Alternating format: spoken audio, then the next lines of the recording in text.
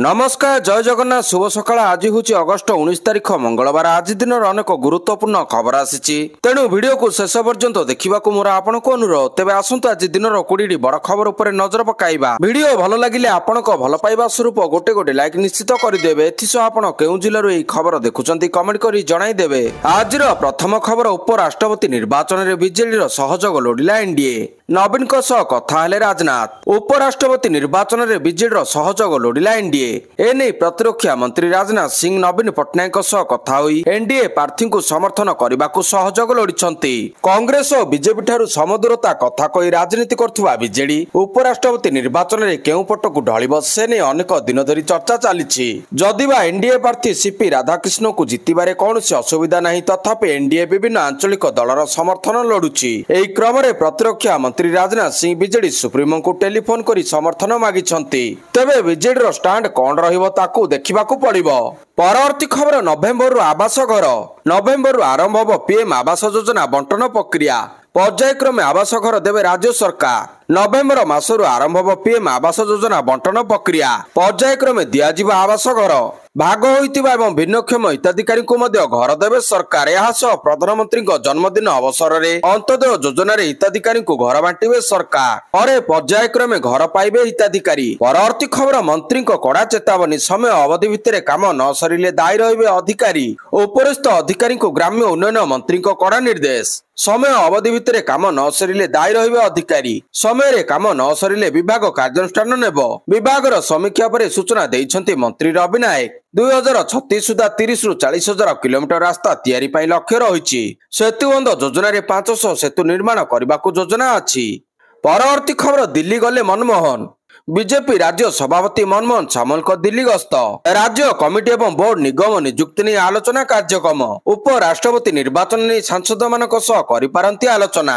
आज दिल्ली में रही एनडीए सांसद मानक बैठक। राज्य कमिटी एवं बोर्ड निगम नियुक्ति नहीं आलोचना कार्यक्रम। परवर्ती खबर पुणी बढ़िला चाषी पंजीकरण अवधि। खरीफ ऋतु धान संग्रह पर राज्य सरकार चाषी पंजीकरण अवधि 5 दिन वृद्धि करछंती। पंजीकरण समय सीमा चलित मास 20 तारिख थिबा बेले 25 पर्यंत वृद्धि करा जायछि। एही संक्रांत रे खाद्य जोगाण और खाउटी कल्याण विभाग पक्षरु एक विज्ञप्ति प्रकाश पाइतिबा नै विभागीय मंत्री कृष्ण चंद्र पात्र कहिसंती। 2025-26 खरीफ पंजीकरण प्रक्रिया को सरल करिबा पई सरकार बड़ पदक्षेप नेइछंती। चाषी को आ देबाकू पड़िबनी वंशावली प्रमाण पत्र। वंशावली प्रमाण पत्र बदल रे चाषी को सेल्फ डिक्लेरेशन देबाकू पड़िबो। सेल्फ डिक्लेरेशन फॉर्म सब जिला को पठाई दिया जायछि। चाषी को आरआई पाखक जीवाकू पड़िबो नहीं। चाषी सेल्फ डिक्लेरेशन फॉर्म में दस्तखत करी रजिस्ट्रेशन करिवे। एसो डिजिटलाइजेशन पई आ 5 दिन अर्थात 30 तारिख जाए समय देइछंती सरकार। चलित खरीफ रे एजाब 13.34 लाख चाषी पंजीकरण करथिबा जणा पड़छि। परवर्ती खबर पीसीसी सभापति भक्तों बड़ घोषणा।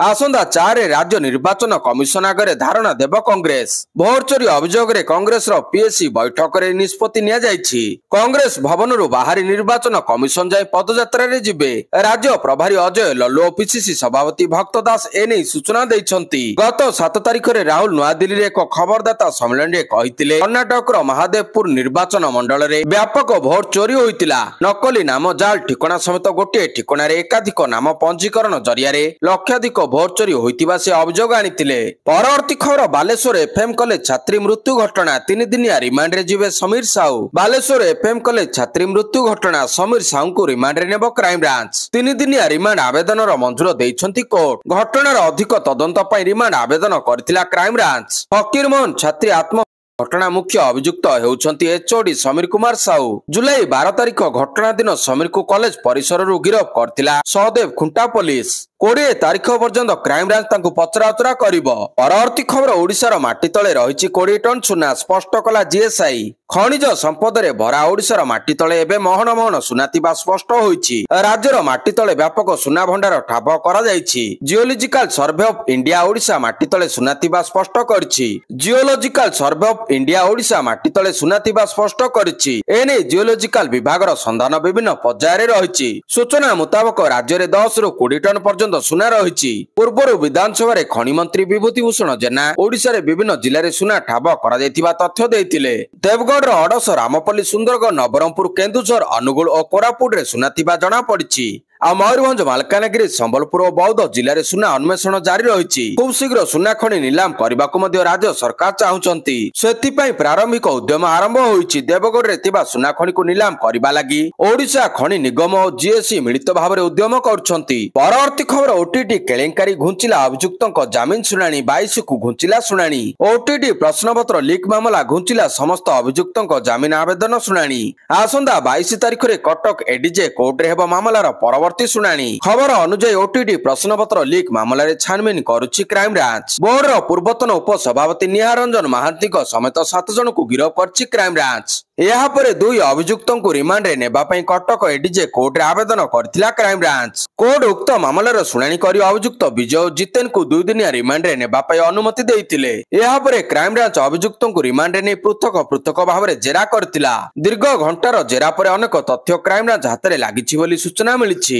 ପରବର୍ତ୍ତୀ ଖବର, ରାଧାକିଷ୍ଣନଙ୍କୁ ଭେଟିଲେ ପ୍ରଧାନମନ୍ତ୍ରୀ। ଉପରାଷ୍ଟ୍ରପତି ପଦ ପାଇଁ ଏନଡିଏର ପ୍ରାର୍ଥୀ ହେବା ପରେ ମହାରାଷ୍ଟ୍ର ରାଜ୍ୟପାଳ ସିପି ରାଧାକିଷ୍ଣନ ଦିଲ୍ଲୀରେ ପ୍ରଧାନମନ୍ତ୍ରୀ ନରେନ୍ଦ୍ର ମୋଦିଙ୍କୁ ଭେଟିଛନ୍ତି।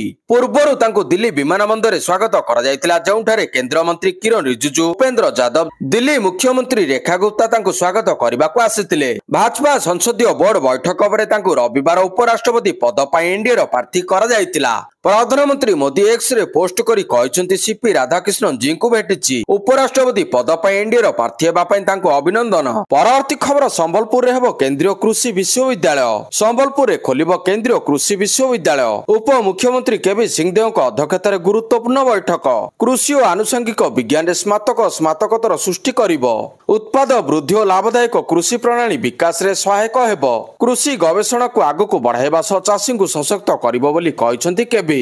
ପରବର୍ତ୍ତୀ ଖବର, 3ଟି ଜିଲ୍ଲାରେ ପ୍ରବଳରୁ ଅତି ପ୍ରବଳ ବର୍ଷା। ଏଥିସହ 7ଟି ଜିଲ୍ଲାକୁ ୟେଲୋ ୱାର୍ଣ୍ଣିଂ ଜାରି। ସୃଷ୍ଟି ହୋଇଥିବା ଲଘୁଚାପ ଅଧିକ ଘନୀଭୂତ ହୋଇ ସଦୃଶ ଲଘୁଚାପରେ ପରିଣତ ହୋଇଛି। ପଶ୍ଚିମ କେନ୍ଦ୍ରୀୟ ତତ୍ସଂଲଗ୍ନ ଉତ୍ତର ପଶ୍ଚିମ ବଙ୍ଗୋପସାଗର ଏବଂ ଉତ୍ତର ଆନ୍ଧ୍ରପ୍ରଦେଶ ଓ ଦକ୍ଷିଣ ଓଡ଼ିଶା ଉପକୂଳରେ ସକ୍ରିୟ ରହିଛି। ଏହା ଆସନ୍ତା 12 ଘଣ୍ଟାରେ ଅଧିକ ଘନୀଭୂତ ହୋଇ ପଶ୍ଚିମ ଉତ୍ତର ପଶ୍ଚିମ ଦିଗକୁ ଗତି କରିବା ସହ ଅବପାତରେ ପରିଣତ ହେବାର ସମ୍ଭାବନା ରହିଛି। ଆଞ୍ଚଳିକ ପାଣିପାଗ ବିଜ୍ଞାନ କେନ୍ଦ୍ର ଏହି ସୂଚନା ଦେଇଛି। ପାଣିପାଗ ବିଭାଗ କହିଛି, ଆଜି ସକାଳ ଅବପାତଟି ଉତ୍ତର ଆନ୍ଧ୍ରପ୍ରଦେଶ ଓ ଦକ୍ଷିଣ ଓଡ଼ିଶା ଦେଇ ଗତି କରିବ। ପ୍ରଭାବରେ ଆସନ୍ତା 5 ଦିନ ବର୍ଷା ହେବା ସହ 24 ଘଣ୍ଟା ପ୍ରବଳରୁ ଅତି ପ୍ରବଳ ବର୍ଷା ହେବାର ସମ୍ଭାବନା ରହିଛି। ବିଶେଷ କରି ଦକ୍ଷିଣ ଓଡ଼ିଶାରେ ଅଧିକ ବର୍ଷାର ସମ୍ଭାବନା ରହିଛି। ଆସନ୍ତା 24 ଘଣ୍ଟାରେ ସାରା ରାଜ୍ୟରେ ବର୍ଷା ହେବା ସହ କୋରାପୁଟ, ନବରଙ୍ଗପୁର ଓ ମାଲକାନଗିରି ଜିଲ୍ଲାରେ ପ୍ରବଳରୁ ଅତି ପ୍ରବଳ ବର୍ଷା ନେଇ ରେଡ୍ ଆଲର୍ଟ ଜାରି କରିଛି ବିଭାଗ। ପରବର୍ତ୍ତୀ ଖବର, ହକି ଏସିଆ କପ୍ 2025। ବିହାର ମୁଖ୍ୟମନ୍ତ୍ରୀ ମାସ୍କଟ ଚାନ୍ଦ ଏବଂ ଟ୍ରଫି କଲେ ଉନ୍ମୋଚନ।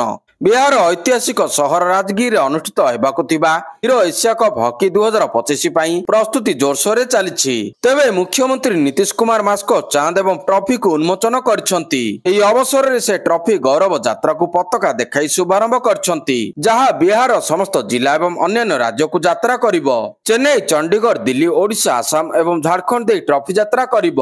ଏହାର ଉଦ୍ଦେଶ୍ୟ ହେଉଛି ହକି ପ୍ରତି ଯୁବପିଢ଼ିଙ୍କ ଆଗ୍ରହ ବୃଦ୍ଧି କରିବା ଏବଂ ଏହି ଐତିହାସିକ କାର୍ଯ୍ୟକ୍ରମରେ ଜନସାଧାରଣଙ୍କ ଅଂଶଗ୍ରହଣକୁ ସୁନିଶ୍ଚିତ କରିବା। ପରବର୍ତ୍ତୀ ଖବର, ହସ୍ପିଟାଲ ବେଡରୁ ଆସିଲା ନବୀନଙ୍କ ମେସେଜ।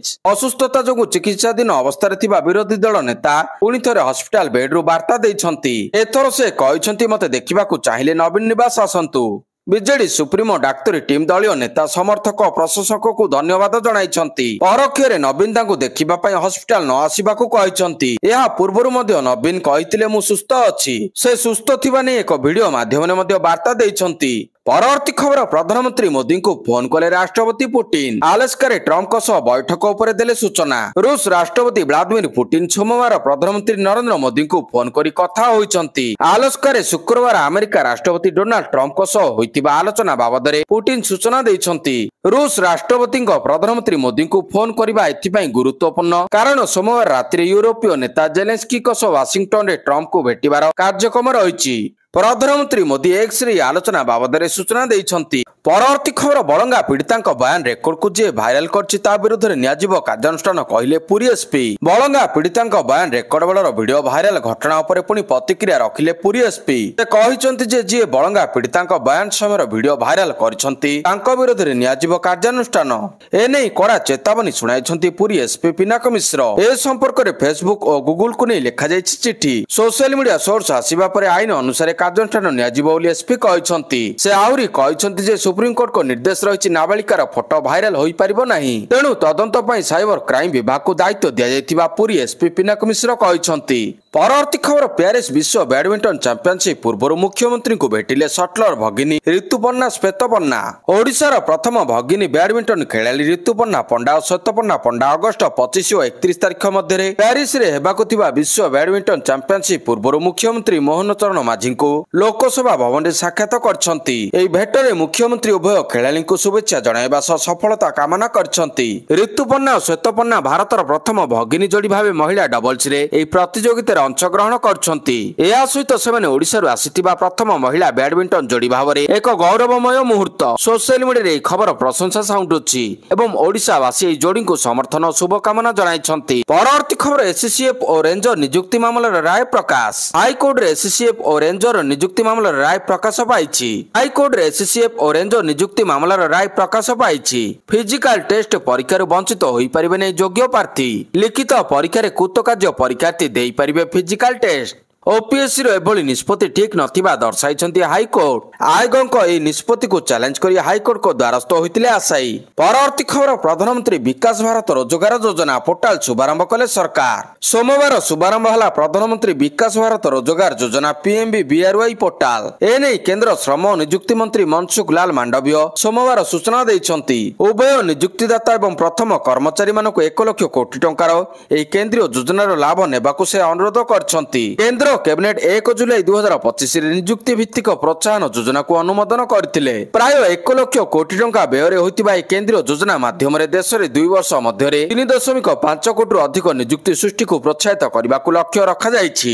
एही योजना माध्यम 1 अगस्त 2025 आरंभ होई 31 जुलाई 2027 पर्यंत एही प्रोत्साहन देबाकू लक्ष्य रखा जायतिबा केंद्र श्रम एवं नियुक्ति मंत्री मांडव्य कहिसंती। परवर्ती खबर विधानसभा एंटी टेररिस्ट मॉक ड्रिल। विधानसभा हेला एंटी टेररिस्ट मॉक ड्रिल। आतंकवादी को प्रतहित करने लक्ष्य एसएचजी कमांड ओडिशा अग्निशम ओडिशा पुलिस पक्षरु ए मिलित ऑपरेशन करा जायछि। स्वतंत्र टैक्टिकल यूनिट स्वतंत्र कमांड कंट्रोल वेहिकल मध्य एथिरे शामिल होइतिले। आतंकवादी आक्रमण समय किभली समन्वय रक्षा अधिक दक्ष भाव काम करिहेबो ताहा ही मॉक ड्रिल रो मूल लक्ष्य थिला। सोमवार करा जायतिबा ए मॉक ड्रिल रो दृश्य किछि एभली थिला। विधानसभा भितर 4 रु 5 आतंकवादी प्रवेश करथिबा नै गुइंदा विभाग को खबर मिलिबा पर ओडिशा पुलिस अलर्ट रहितिला।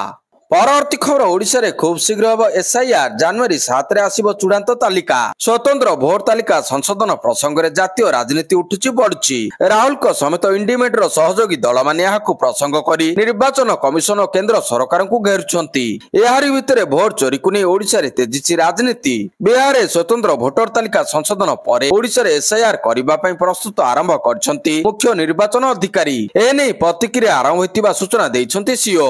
कहिसंती आसंदा मासरो ओडिशा रे स्वतंत्र भोटर तालिका संशोधन। परवर्ती खबर जयशंकर को भेटिले चीन विदेश मंत्री। अमेरिका सह टारिफ को नहीं चलता विवाद भितर चीन और भारत मध्य संपर्क निबिड़ होबार लागिछि। दुई देश द्विपाक्षिक संपर्क को उन्नत करने दिगरे आगकू बढ़ुछंती। एही क्रम रे चीन विदेश मंत्री वांग यी सोमवार 2 दिनिया भारत गस्तरे आसिछंती। वांग यी और भारत रे तांको समकक्ष जयशंकर को मध्य गुरुत्वपूर्ण बैठक होईछि। जयशंकर को सह बैठक रे वांग यी कहिसंती आमे सीमा रे शांति बजाय रखिबा पई उद्यम करिछु। आमे सहयोग को बढ़ाइबा और चीन भारत संपर्क रे सुधार एवं विकास गति को अधिक मजबूत करने उपरे मिलित सहमति प्रकाश करिछु। परवर्ती खबर इग्नो डीसी पाठ्यक्रम ओडिया पुस्तक उन्मोचित।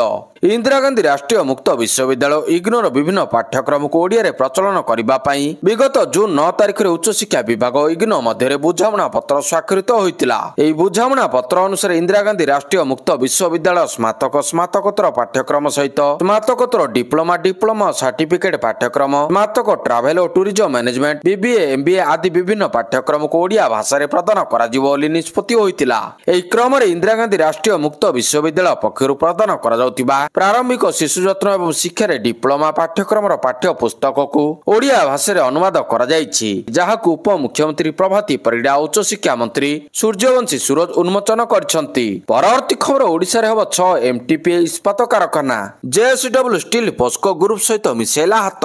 ଜେଏସଡବ୍ଲ୍ୟୁ ଷ୍ଟିଲ୍ ଲିମିଟେଡ୍ ଏବଂ ଦକ୍ଷିଣ କୋରିଆର ପସ୍କୋ ଗ୍ରୁପ ଭାରତରେ ବାର୍ଷିକ 6 ନିୟୁତ ଟନ୍ ଇସ୍ପାତ କାରଖାନା ସ୍ଥାପନ କରିବାର ସମ୍ଭାବନା ଅନୁସନ୍ଧାନ କରିବା ପାଇଁ ହାତ ମିଳାଇଛନ୍ତି। କମ୍ପାନୀଗୁଡ଼ିକ ଏବେ ପ୍ଲାଣ୍ଟର ସ୍ଥାନ, ନିବେଶ ସର୍ତ୍ତାବଳୀ, ସମ୍ବଳ ଉପଲବ୍ଧ ଏବଂ ଅନ୍ୟାନ୍ୟ ଗୁରୁତ୍ୱପୂର୍ଣ୍ଣ କାରଣଗୁଡ଼ିକୁ ଚୂଡ଼ାନ୍ତ କରିବା ପାଇଁ ଏକ ବିସ୍ତୃତ ସମ୍ଭାବ୍ୟତା ଅଧ୍ୟୟନ କରିବେ। ପ୍ରାକୃତିକ ସମ୍ବଳ ଆଧାର ଏବଂ ଲଜିଷ୍ଟିକ୍ସ ସୁବିଧା ସହିତ ଓଡ଼ିଶାର ମଧ୍ୟ ବିଚାର କରାଯାଉଥିବା ପ୍ରମୁଖ ସ୍ଥାନଗୁଡ଼ିକ ମଧ୍ୟରେ ଅନ୍ତର୍ଭୁକ୍ତ। ସୋମବାର ଜାରି ଏକ ବିବୃତ୍ତିରେ ଜେଏସଡବ୍ଲ୍ୟୁ ଷ୍ଟିଲ୍ କହିଛି ଯେ ଏହା ଭାରତରେ ବାର୍ଷିକ 6 ନିୟୁତ ଟନ୍ କ୍ଷମତା ବିଶିଷ୍ଟ ଏକ ସମନ୍ୱିତ ଇସ୍ପାତ କାରଖାନା ସ୍ଥାପନର ସମ୍ଭାବନା ଅନୁସନ୍ଧାନ କରିବା ପାଇଁ ଏକ ଅଣ ବାଧ୍ୟତାମୂଳକ ଚୁକ୍ତିନାମା ସ୍ୱାକ୍ଷର କରିଛି।